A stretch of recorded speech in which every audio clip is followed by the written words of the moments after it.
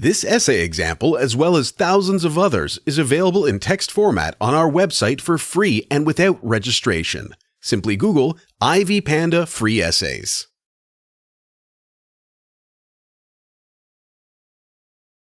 The beverage market is actively developing in the United States and globally. Referring to the carbonated soft drink (CSD) segment, focusing on the prolonged competition between Coke and Pepsi in the market is important. In spite of the fact that the CSD industry was actively developing during the 1990s, the 2000s demonstrated a decline in the customers' demand for CSDs.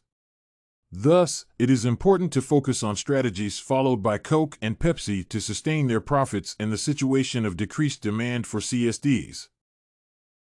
Focusing on Porter's 5 forces of competition, it is important to pay attention to the high threat of substitutes for CSDs in the form of non-CSDs and alternative beverages, and to the high bargaining power of buyers because of the role of the demand for products in the beverage industry.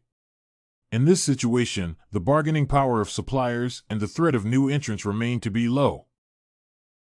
That is why, to sustain the profits in the wake of flattening demand and in the age of consuming a lot of non-CSDs, Coke and Pepsi can modify their business strategies and approaches to forming the brand image while proposing drink alternatives such as non-CSDs.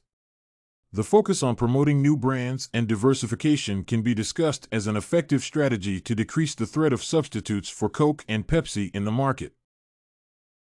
In the 2000s, Pepsi was the first to launch an aggressive but effective strategy in proposing new alternative beverages in the United States market.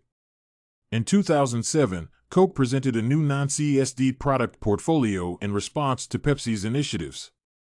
However, the rivalry between Coke and Pepsi was still intensive because Pepsi began to share 43% of the United States non-CSD market in comparison with Coke's 32%. These initiatives can be discussed as effective attempts to adapt to the changes in the industry and to sustain the necessary profits. They were supported by the active expansion of non-CSD products to the international market.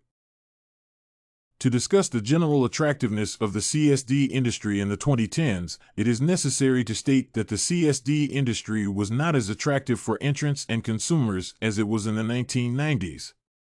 Referring to Porter's 5 forces of competition and the rivalry between Coke and Pepsi, it is important to note that both companies experienced challenges in gaining high annual revenues because CSD consumption began to decrease significantly in the 2000s. If Coke produced about 90% of beverages in the United States and Pepsi produced about 80% of bottles, the situation changed in the 2000s.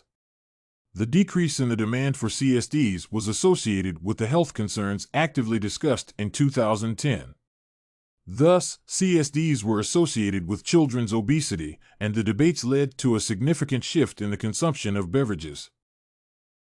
From this perspective, the CSD industry was not an attractive arena to do business in the 2010s, and Coke and Pepsi had to intensify the rivalry and refer to the new strategies to cope with the observed challenges. In order to ensure sustainable growth during the 2010s, Coke and Pepsi focused on increasing the competition between the companies in order to gain more shares in the new attractive non-CSD market. If you want to find more works like this case study on Cola Wars Continue, Coke and Pepsi in 2010, head over to ivypanda.com. It has a collection of samples with thousands of submissions covering virtually all academic subjects.